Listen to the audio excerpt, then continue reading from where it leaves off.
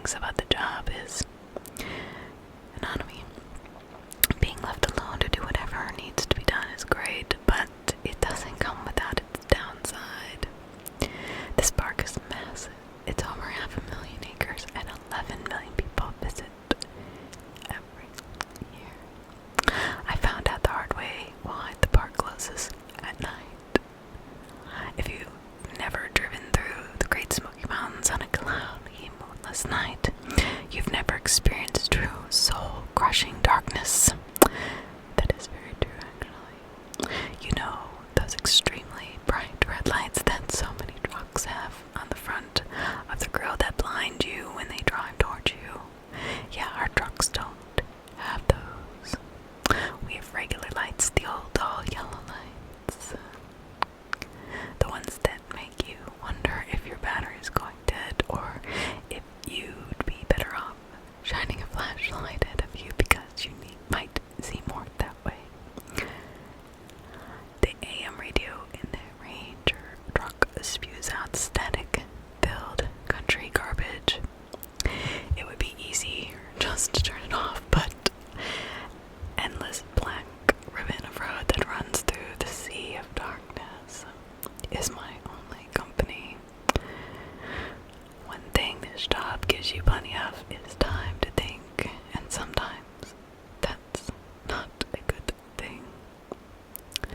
I slam on my brakes to avoid hitting a deer. It glances at me, and then continues to strut across the road in no hurry at all.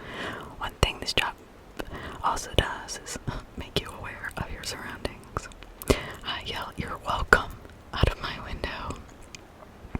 The deer does not even pause. I swear the animals around here think they own the place. I think with a chuckle. Just to make my life more interesting, it starts to snow. In normal places, that's not much of a problem. In this mountain of pitch black, it could become a problem real quick.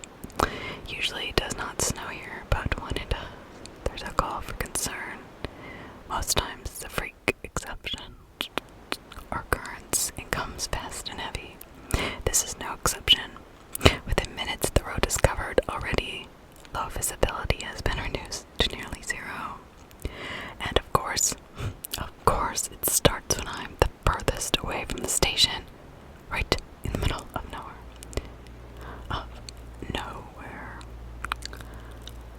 I slow to a crawl, knowing it's gonna take me forever to get back, but at least I'll get there in one piece instead of sliding off a mountain to my fiery, gory death, I hope. I turn on my windshield wipers in a futile attempt to keep visibility. They work almost as well as the radio. The defroster and the wipers fight a losing battle against the onslaught of snow. I would just pull over and wait it out, but out here, I don't want to end up buried in snow for days waiting for someone to come plow me out. Each station has one snowplow, and I don't remember the last time it was used. Suddenly I looked out at the front of the truck and remembered that I'm driving the only truck that has the mount for the plow. Translation: I need to get back because no one's coming to get me. As that cheery thought rattles through my head, I come to a turn that I see just in time and have to wrench the wheel hard to the right to stay on the road. My tires and the deepening snow disagree in which way the truck is going, and I end up sliding towards the edge. I jump on the brakes in a panic, causing them to join the direction argument. In the end, momentum wins. I slide closer to the rail that I know won't keep me from diving hundreds of feet to my death. I'd love to say that my life flashed in front of me, but all I could see was that damn snow. I'm going to die, surrounded by irritatingly blinding white. With nothing else to do, I close my eyes and I pray.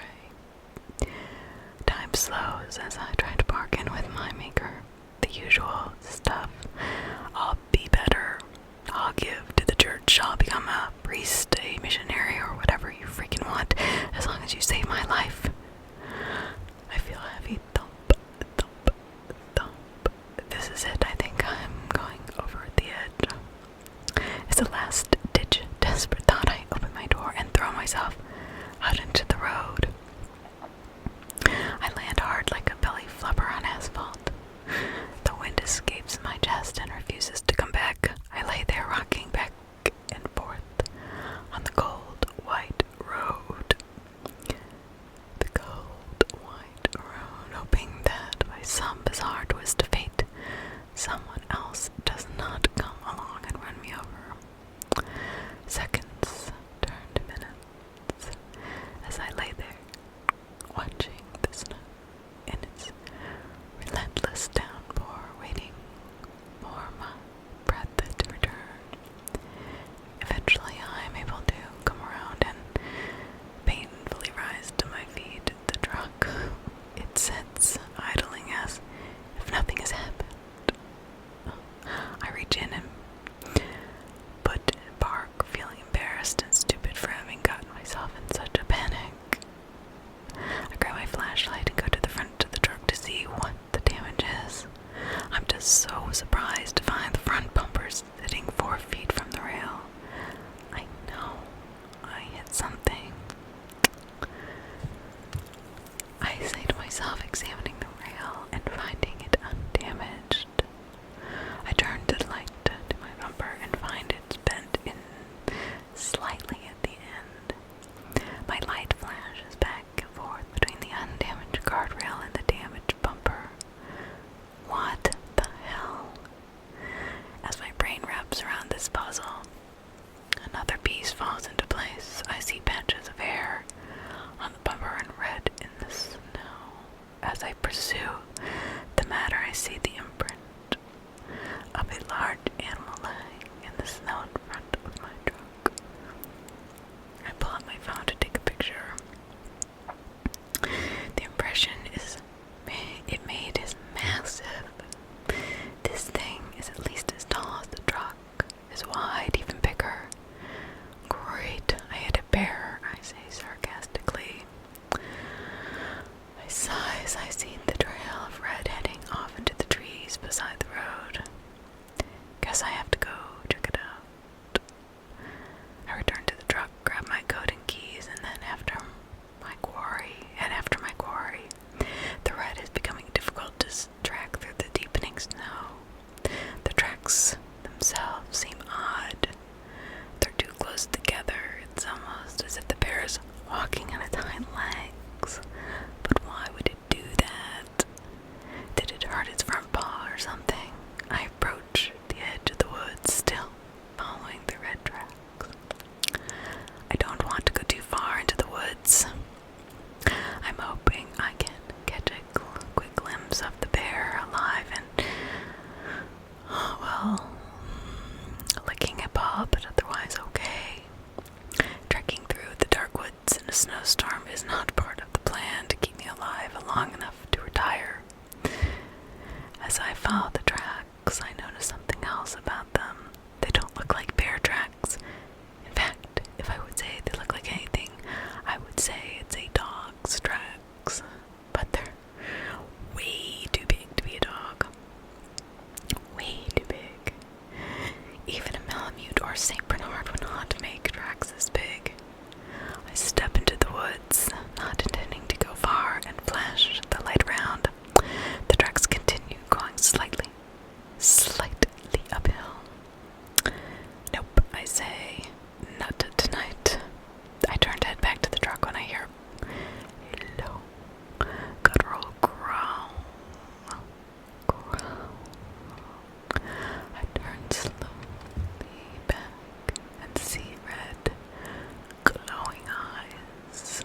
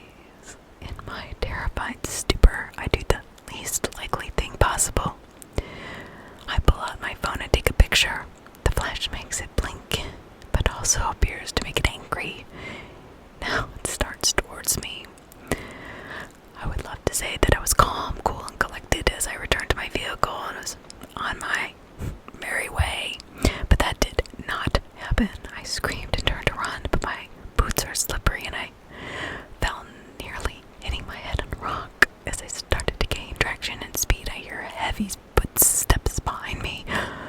There's no need for me to turn and look. I know it's coming after me. Oh dear God, oh dear God, oh dear God, oh dear God, oh dear God, oh dear God. Oh God. I don't know. I know I'm not going to make it. I know it, I know it. I do the one thing I don't want to do. I glance back. A massive amount of fur is galloping towards me. Its red eyes glowing with malice. It's coming so fast that it'll overtake me when I try to go around the rock. My panic mind runs through a myriad of options, from just give up, to turn and command it to stop, to throw the flashlight, hoping you'll fetch it. You'll give time to get inside. The moment of truth arrives. I'm almost to the truck, but I can feel its hot breath breathing down my neck. I'll never make it around the corner. I try to think back to all those dinosaur movies I have seen and how they escaped. My mind reminds me that many of them ended up as a dino snack before the film was done.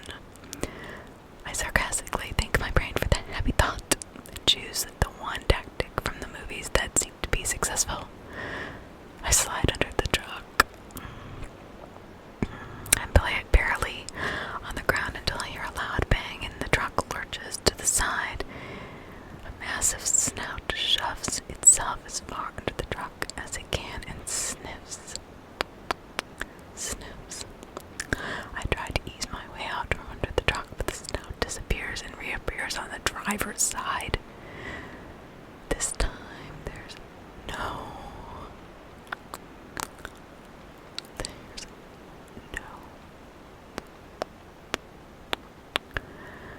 escape. There are also claws pawing at me, trying to get hold of me. I shimmy away from them, only to have them show up on the other side. Back and forth I go like a demented seesaw. Front, back, sides, whatever, wherever, whenever I go.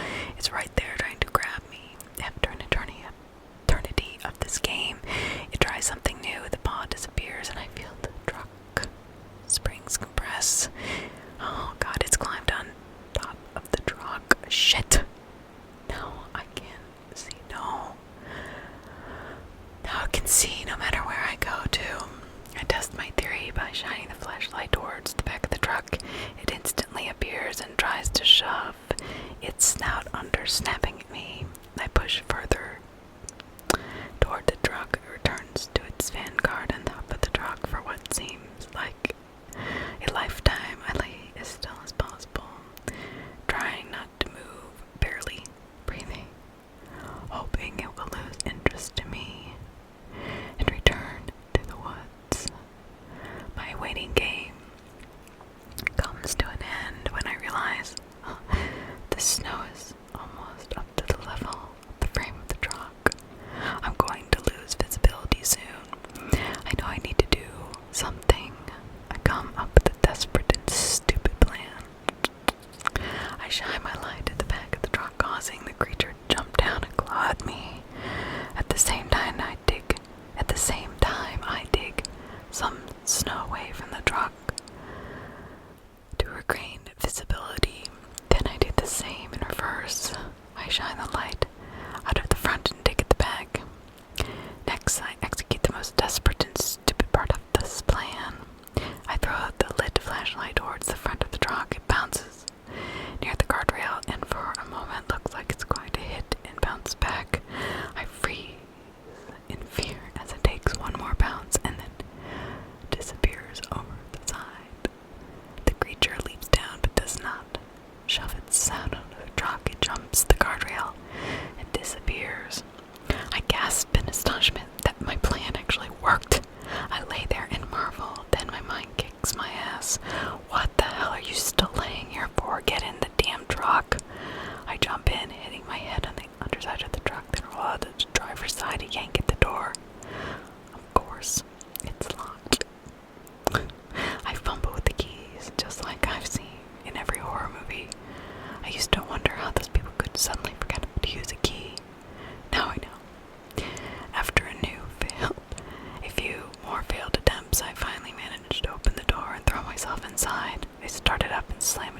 reverse and hit the gas into a full 360 as the tires fight for traction in the foot of snow that is accumulated. I take a deep breath and compose myself before giving it a little gas, just enough to get moving and get myself back on the road. This leads me to my next problem. There is no road. The road is gone. A sea of white. A blanket covering. Sweat forms on my brow as I start down the road, steering by measuring the distance of the trees. To the blank spot that used to be a road, I crawl my way down the mountain this way, slowing to a near stop at time. And time again when there is a curve. Unfortunately, it's the Smoky Mountains, so it's all curves. An hour later, it seems like I am no closer to the station. However, a minor miracle happens. The snow stops. I'm so ecstatic I could nearly jump in my seat. I might even make it home alive. I glance in my rearview mirror and those hopes are dashed.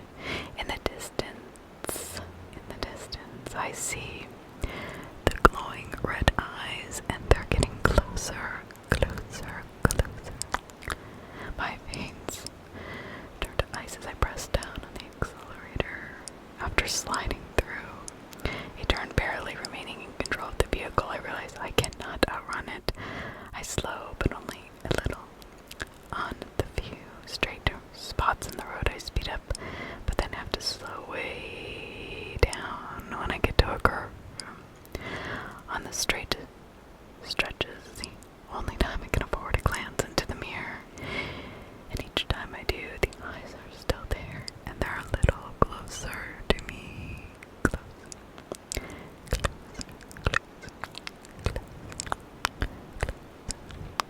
I inch my way closer to the station, clinging to the desperate hope that I can make it there before the thing catches and devours me. I look at my odometer and realize I'm only 5 miles from the station. It might as well be a million. I sigh as I glance back and see the eyes have gotten considerably larger. There's a sharp turn coming up. I know I have to slow down for it. I know that thing will catch up when I do. I also know there's a steep drop off as this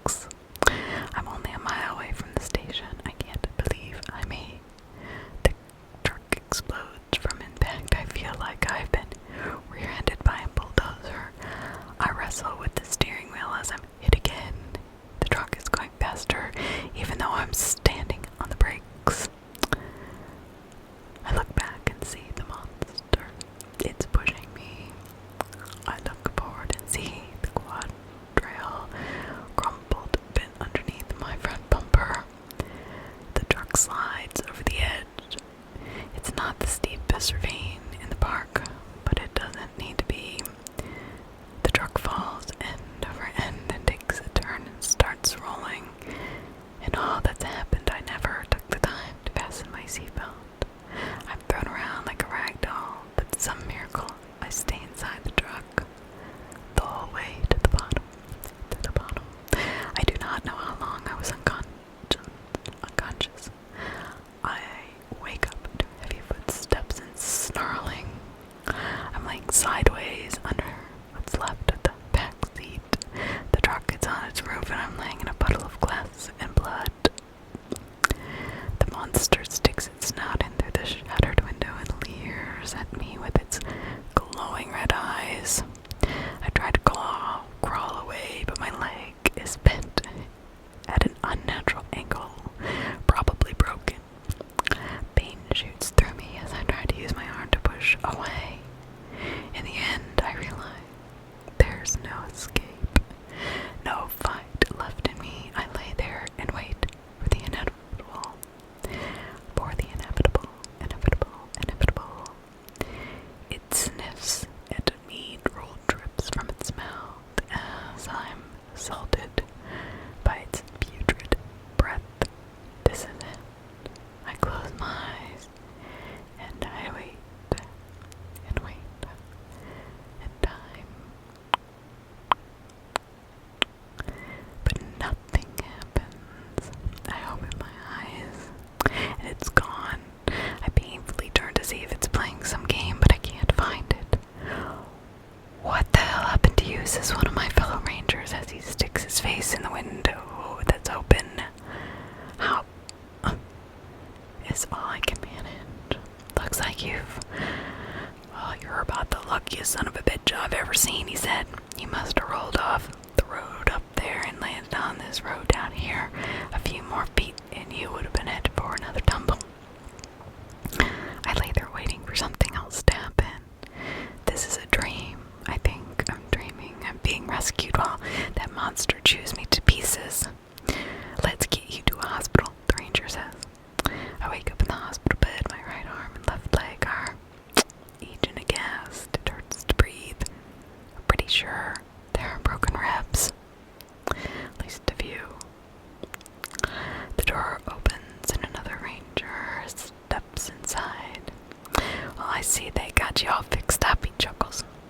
What did happen to you out there? Fall asleep at the wheel? I think about what I should tell him. I wonder how much he would believe. But then I remember. Phone, I rasp. He reaches into a pocket and pulls out his phone. I shake my head painfully. Oh, no. My phone. He searches through the bag that is my clothes in it and pulls out my phone with several cracks on the screen. Pictures, I rasp. He opens the screen and navigates to pictures. He looks at the last one I took. Well, ain't that something, he said. I'm so glad he sees it. I can tell my story and have the proof for all of them to see. He turns the phone towards me. All I see in the picture is white. The flashes on the snow wiped out the image of the monster. He scrolls back to the other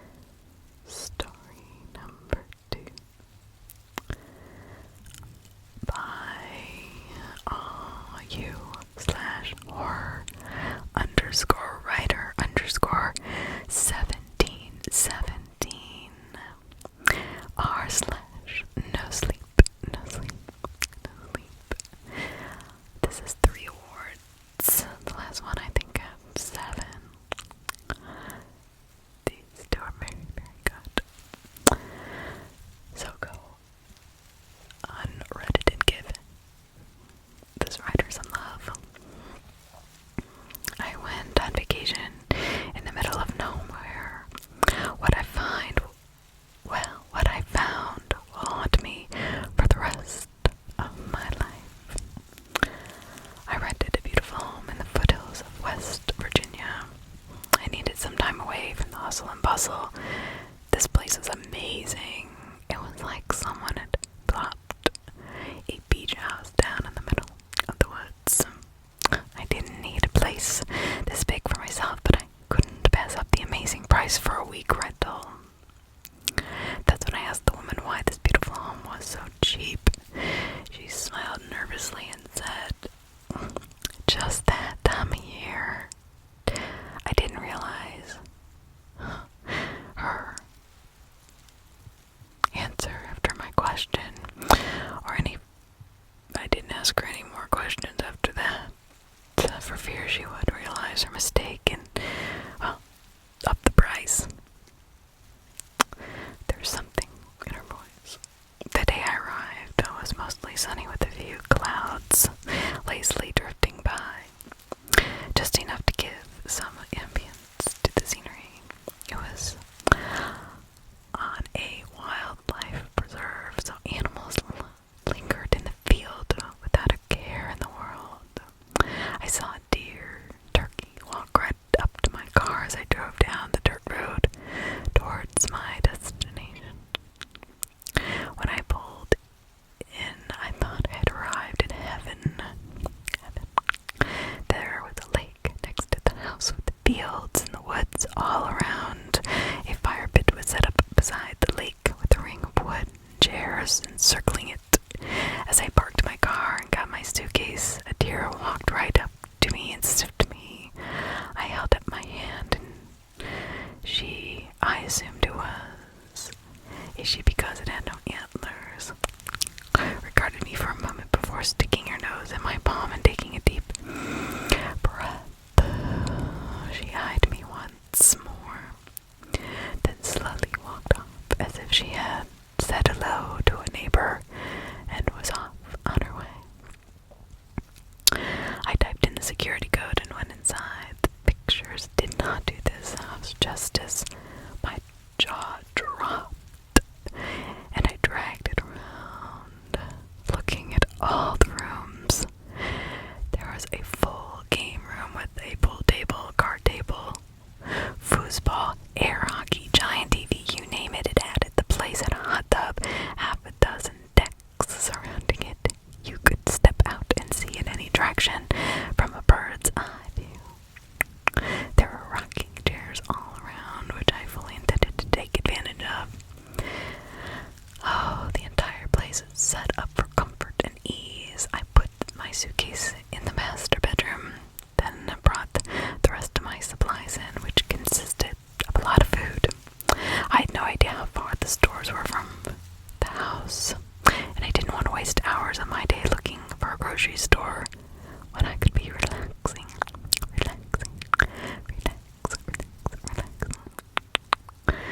Once I had put my food away, I looked around for the Wi-Fi password. It was posted on a bulletin board in the kitchen, along with some other instructions. "This is our home," it said. "Please take care of it as you would your own. The dishes and silverware are here for your use. Please make sure they do not accidentally visit your house."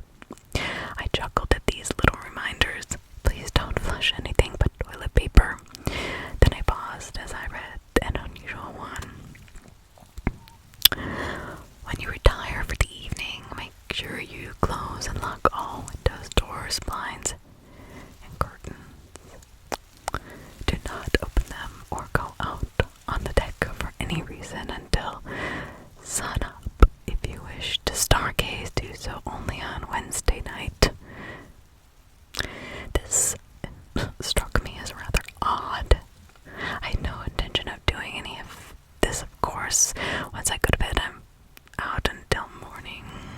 I settled in and made myself some supper. I took it outside and sat in a rocking chair that overlooked the lake. I watched the sunset mirroring itself in the water before disappearing. Shortly after, the clouds lit up a brilliant red at twilight. I never wanted to leave this place. Once the post-dusk insects came in, I decided to turn back inside and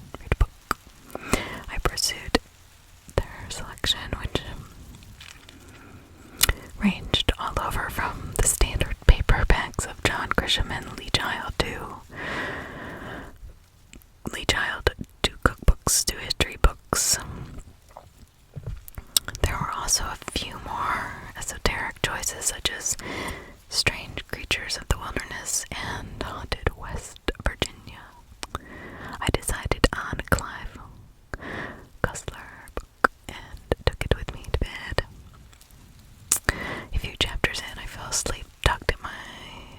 sleep tugging at my eyelids, so I laid the book aside and snuggled in. It seemed like 10 seconds later the morning sun was peeking through a sliver in the blinds, telling me it was time to get up. I made some coffee and a bagel, then went back out to greet my lake. It had been raining, and that fresh smell lingered in the air. The feeling of renewal surrounded me. I wanted to stay here for the rest of my life. I milled around the house that day, taking some incredible wildlife pictures. I read some more of my book and pretty much enjoyed relaxing. When I went to bed that evening, I made sure the doors were locked and the blinds were closed as instructed. The next day went pretty much the same. I decided to do some stargazing that evening, but it was overcast and the stars only peeked out here and there. I went to bed disappointed for the first time this week. The following night, I went to bed early with the intention of getting up in the middle of the night and looking for the missing stars from the night before. At midnight, the alarm on my phone woke me up. I peeked out through the curtain and saw a sky full of stars with nary a cloud in sight. Excited, I grabbed my camera and tripod, then headed out to the deck. The air was crisp but not cold. I got my camera set up on the tripod and started taking pictures of the stars. As the camera did its thing,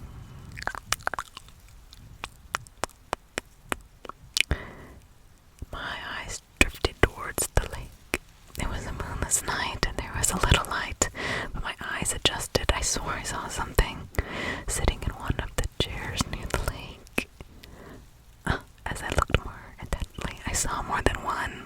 Somebody. It appeared that each chair was occupied.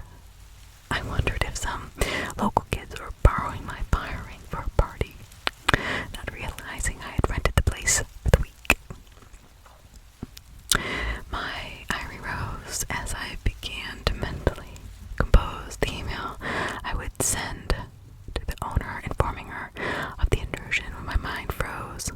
Oh my god, none of them were wearing clothes. I know when I see a naked person, admittedly, that had not been nearly as often as I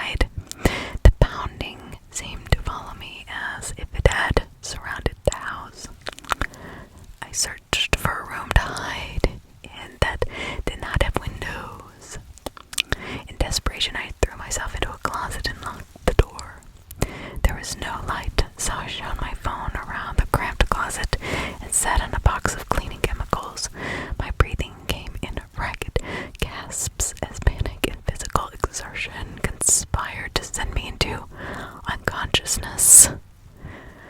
The pounding seemed farther away as I was able to calm myself enough to slow my breathing. I looked at the camera still mounted to the tripod. I turned on the camera and looked at the picture. It was blurry. My settings were still for taking pictures of stars. Any movement would blur the image. So much for proof. The pounding had ceased. I listened with hopeful ears to see if my siege of terror was over. But that's when I heard the terrible sound. It wasn't a scream or pounding or anything like that. It was a creak of a floorboard. I stopped breathing and listened. It must have been my imagination. But then I heard the heavy breathing.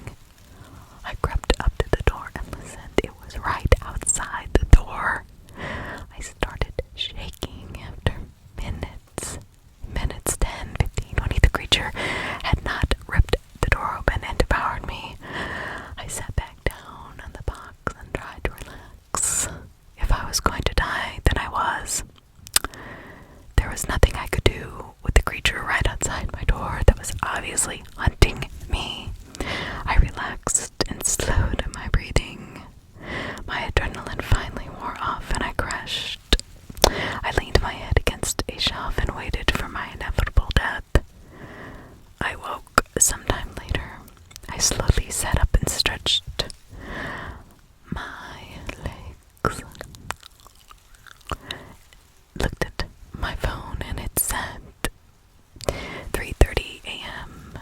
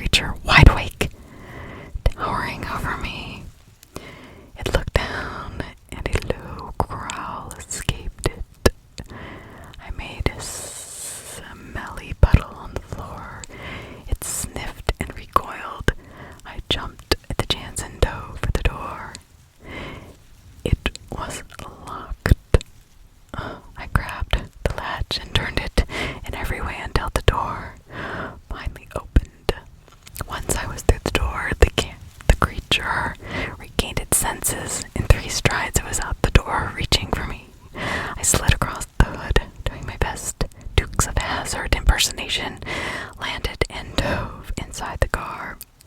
The camera and tripod jammed the door open. I started the car and threw it in reverse before the door was closed. I turned, causing my door to swing open, impacting the creature and sending it sprawling to the ground. I put it in drive and stomped the gas pedal. The car slid sideways until I eased off the gas. As I sped down the dirt road, I glanced in my rearview mirror.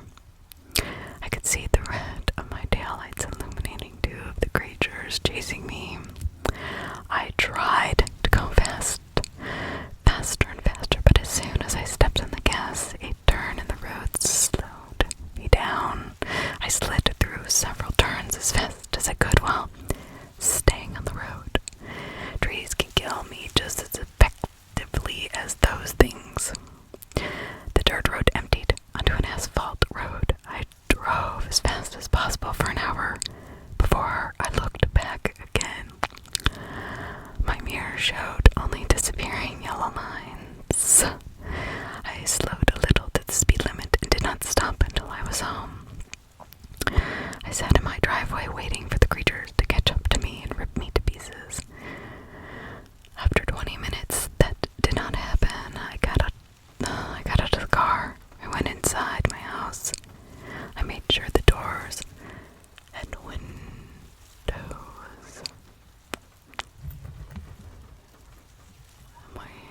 all the doors and windows were all locked. My clock said it was 6:17 in the morning.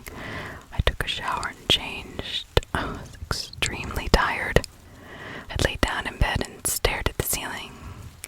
Replaying the last 6 hours, my mind tried to tell me I dreamed the whole thing, but I looked at the blurry photo on the camera and was not so sure.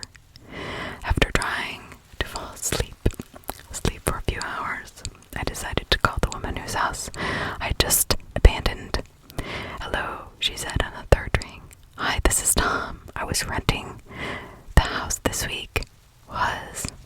Yes, I had a problem in it, and I had to leave." "Oh, was it anything serious?"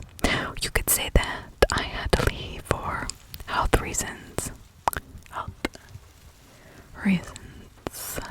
I see," she said.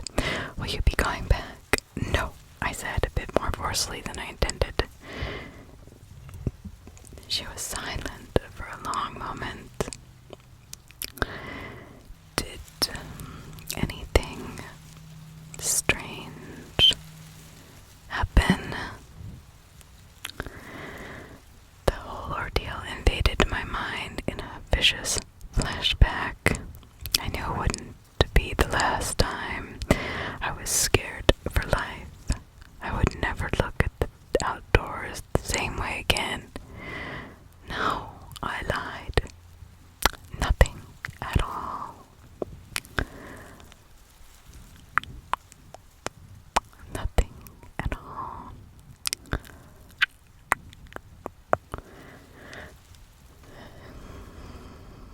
Nothing at all. At all.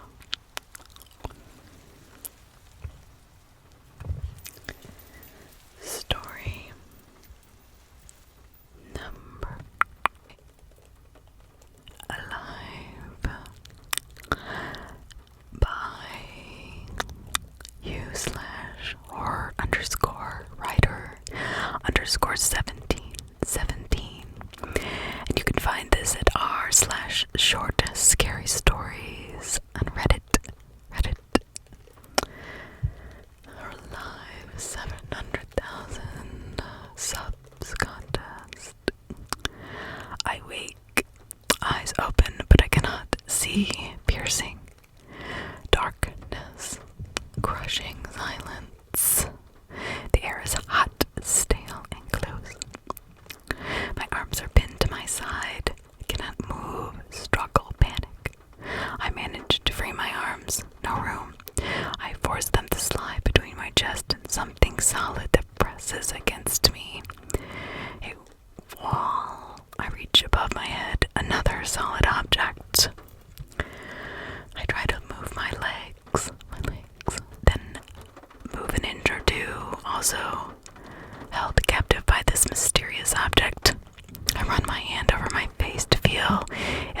eyes are open.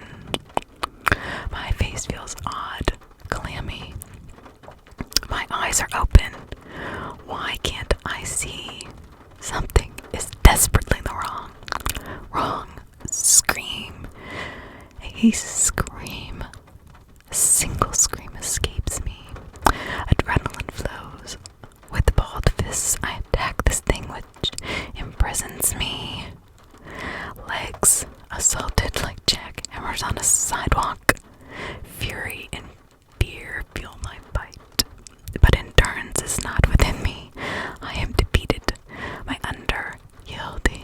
unyielding jailer silently mocks me. Deep breaths, longing for air, are met with nothingness. Hands, feet, and lungs are all sing. A chorus of pain, epiphany, panic. I claw at my captor. His desperation claws at my mind. I scream for mercy, scream for release from my tiny prison, my tiny death row. No last meal, no prayer of absolution, merely unfulfilled gasps of empty lungs. Vision swims, spots before my eyes, life flashes. Time, tick, tick, tick. Light, air, sound. Die down to a bed with wheels. My ears cock. Capture snatches of conversations just passing by. Thought we were knocking. Miracle, he's alive. Hospital healing, recovery. What does that mean? Torment. Sleep eludes me. Each night I pursue it. Each night it slips away. Despair. My eyes betray me. Heavy lids send me back to my tiny prison. The air feels hot and close. I cannot move, cannot breathe, cannot scream. It haunts me. My waking hours. Calling me back. Doctor proclaims my lifelong death sentence. Fully recovered. Release. Alive. Emptiness, fear. I'm drawn back to the forest of concrete stumps. Back to where my prison lay. They call me caretaker. I care for the names of the forgotten. Each day I roam the concrete paths. Fear is my constant companion. Each day a single question burns in my mind. Do I hear knocking?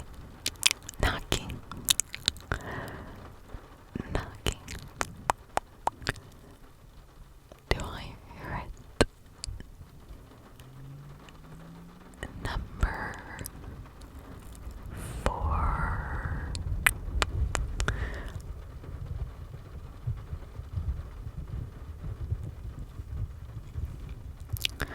Number 4 is by u/horror_writer_1717. This is one contest. You do not want to enter. One contest you do not want to enter. On r/nosleep, u/horror_writer_1717. Dr. Ellis recording a letter found at the scene. I'll read this letter in its entirety for the record as I show the patient's state of mind and may provide potential clues as to his final disposition. I stare up at the buzzing mercury light on the side of the large building. Usually that's a one-way ticket to a sore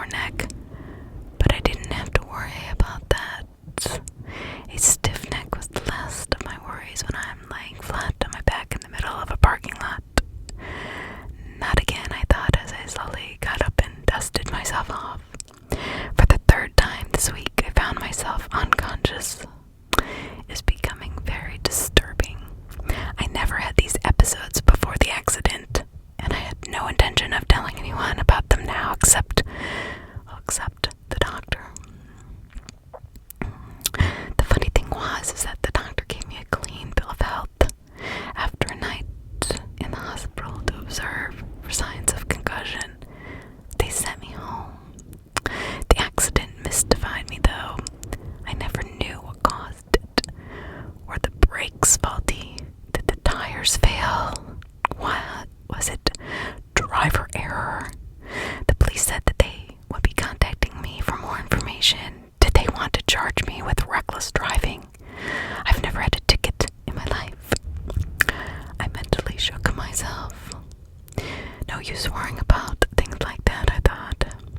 Finish your patrol before you get fired. I started again on one of my mandatory walks around the grounds. The smell of salt air mixed with the rust of the slowly decaying warehouses is part of my nightly routine. I checked a lock and moved on. Aside from the episodes, my job had not changed in over a year. Every night I patrolled the giant warehouses without fail. The grounds were immense. I walked nearly a half mile to do one patrol. In between, I sat in the guard shack and read either the newspaper or a book. I had one personal rule about reading on the job. Never read suspense or horror. There were too many dark corners on my patrol, and I had a vivid imagination. I finished my patrol and returned to the guard shack. I tried to focus on filling out my paperwork. Ever since the accident, focus had been a problem for me. Sometimes I would be doing a round and suddenly be on the other side of the warehouse with no idea of how I even got there. The doctors told me that it was normal for head trauma cases to lose time, as they called it. They gave me some meds and said it would clear up in a week. I knew I was lucky to be alive, but not everyone survives a head-on collision. My second patrol was uneventful. That was the way things went. Sometimes I had a problem, sometimes everything was fine. It was nearly impossible to predict when problems would arise. Working the night shift was more challenging than people realize. Boredom, sleep were fierce beasts that had to be fought off by drinking caffeine. Lots of caffeine. And I never cared for coffee, so I had to get my caffeine fix from sodas. I finished a soda, and I looked at the bottle to see what prizes were in the contest. It seemed like these sodas were always running one contest or another, offering ungodly sums of money that I knew no one ever won. I was amused at the different prizes they offered just to get more people to drink the brand. It still did not stop me from playing. It was something to do. I looked at the cap instead of a code. I saw a name, Carrie Bridges. That's odd, I thought, then went back to reading my book without a second thought. The next night, during my rounds, I only lost time once, halfway into my shift. The meds must be helping, I thought, as I downed another soda. Again, I checked the lid, and again, instead of the code, there was a name. Jim Yothers. On a lark, I decided to keep the gap. When the morning shift showed up to replace me, I showed it to the other guard. Jerry, what do you think of this? I said, showing him the cap. Did you win? Jerry asked. No, read it, I said. ACJ547BE. Jerry said, confused. What? I said, looking at the cap. Right here it says Jim Yothers. Plain as day. Jerry looked at me concerned. Are you okay, man? Jerry said. Yeah, I said, distracted. It was just a joke, huh? Fooled you. Jerry half smiled. Good one, he said without enthusiasm. Well, I'm gonna head home and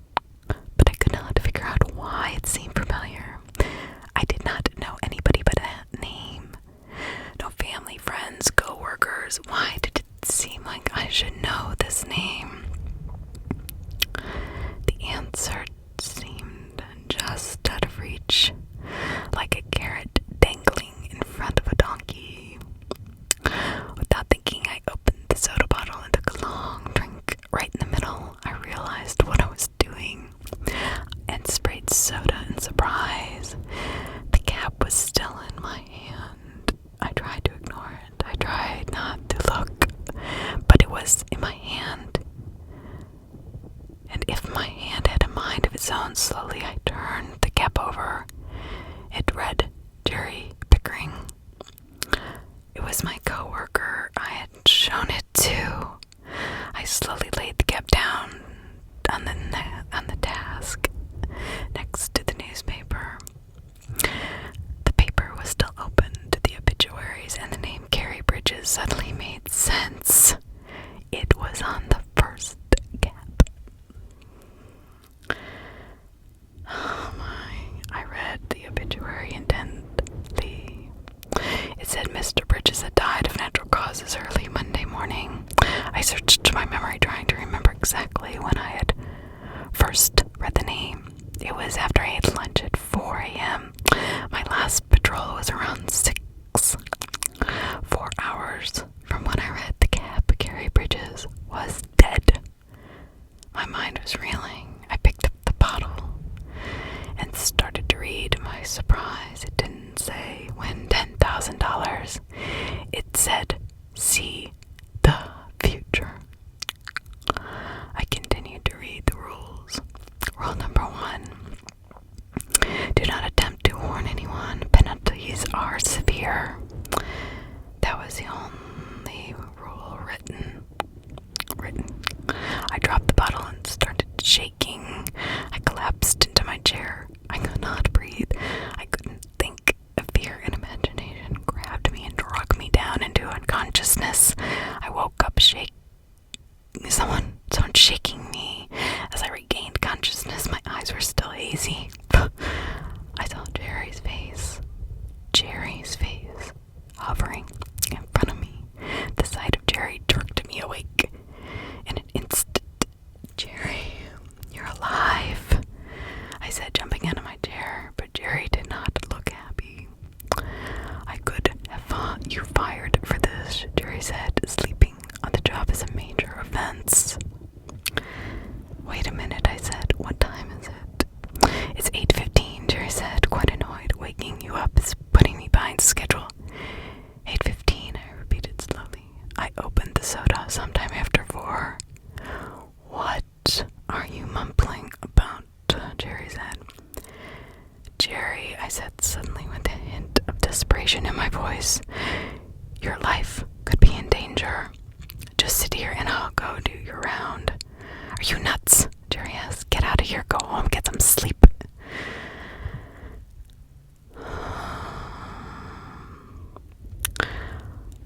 I'm telling you, your life is in danger, I said desperately. Okay, Jerry said, I'll play along. How do you know my life is in danger? Well, I can't tell you, I said sheepishly. That's what I thought, Jerry said. So you want me to sit here while you do my rounds on your own times? You can go tell the supervisor I'm slacking off. Then he won't believe me that you were sleeping. What? No, I said. I'm doing my own rounds, said Jerry, walking out of the card shack. Go home. With that, Jerry started toward the warehouse, not paying attention. He walked right in front of an 18-wheeler. The truck was only doing 30 miles per hour, but the force knocked him down. The driver reacted instantly, slamming on the brakes. The result was the opposite of what the driver intended. He had kept going. Jerry might have been knocked aside or been seriously injured, but it survived. But when he hit the brakes, Jerry got caught in the front wheel and his body was ground into the pavement like a cheese grater until the truck finally stopped. I was in shock. The entire scene had unfolded in slow motion right in front of me. I stepped out of the cart shack and vomited, seeing the long red streak that started almost at my feet. The ambulance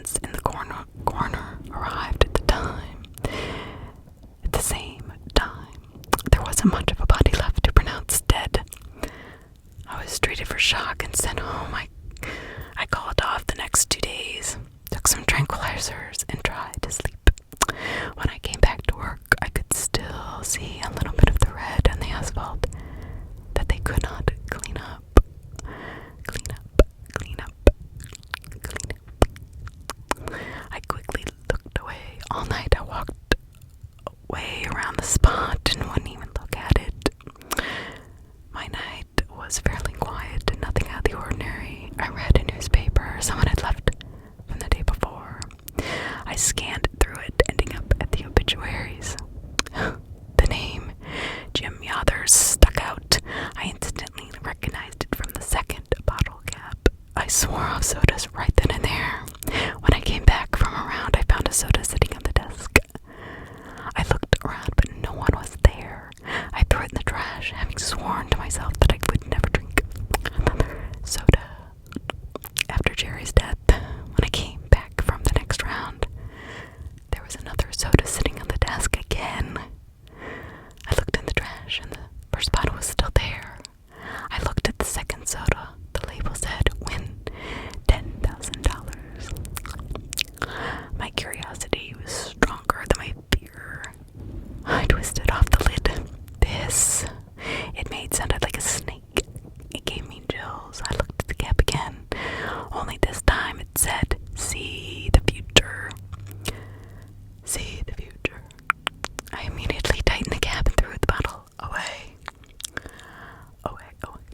During my second round, I kept looking back at the card jack to see who was messing with me.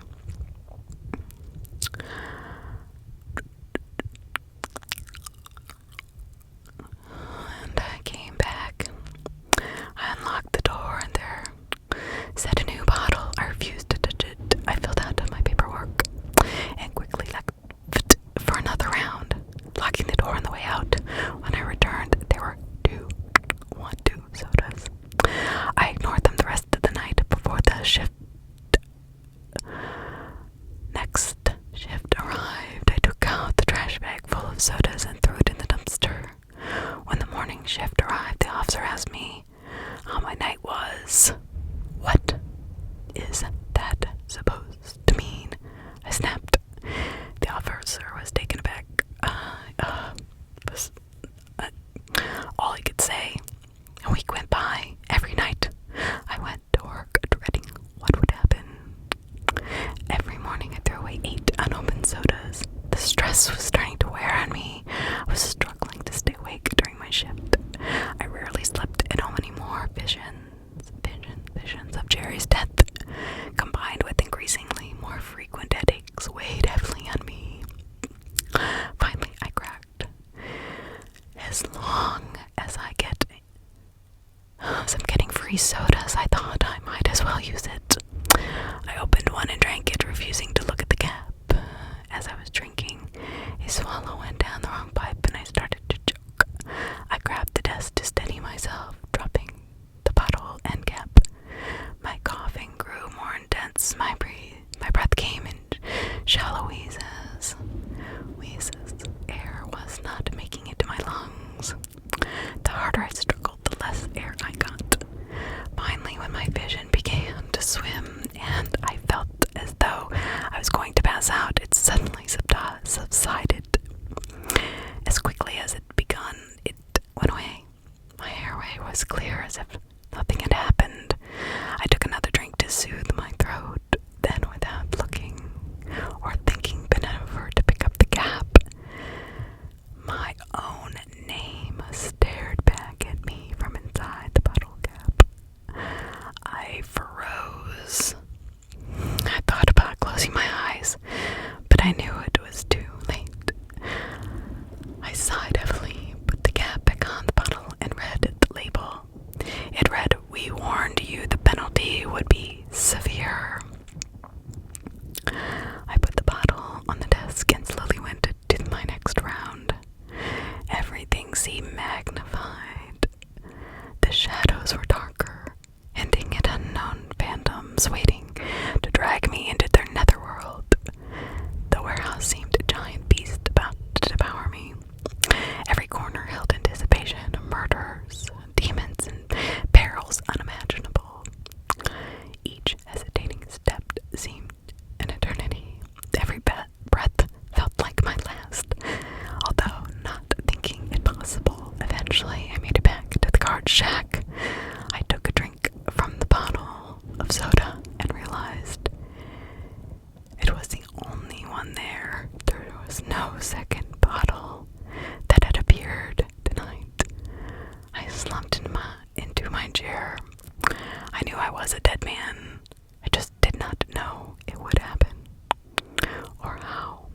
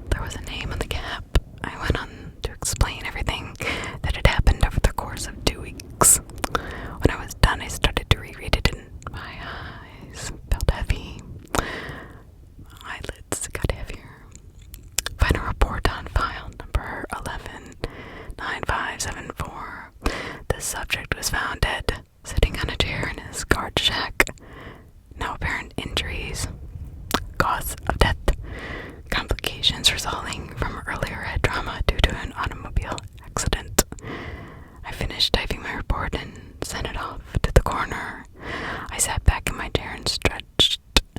It was well after midnight, and it had been an extremely long day.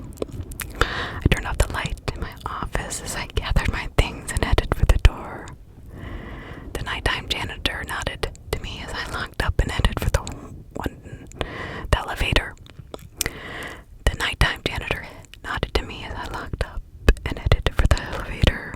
I rubbed the sleep out of my eyes and wondered how I was going to drive the 40-minute commute home.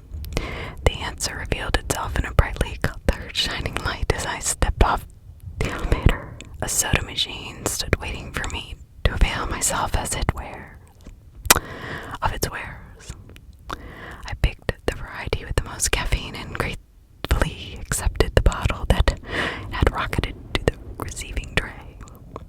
The bottle hissed in me as I twisted the cap and took a long gulp. Feeling refreshed, I headed for the dark parking lot lit only by a single streetlight, finding valiantly against the darkness. As I got in and started the car, I took another drink. I glanced at the bottle and my veins turned to ice. It read, "See the future, the future, the future."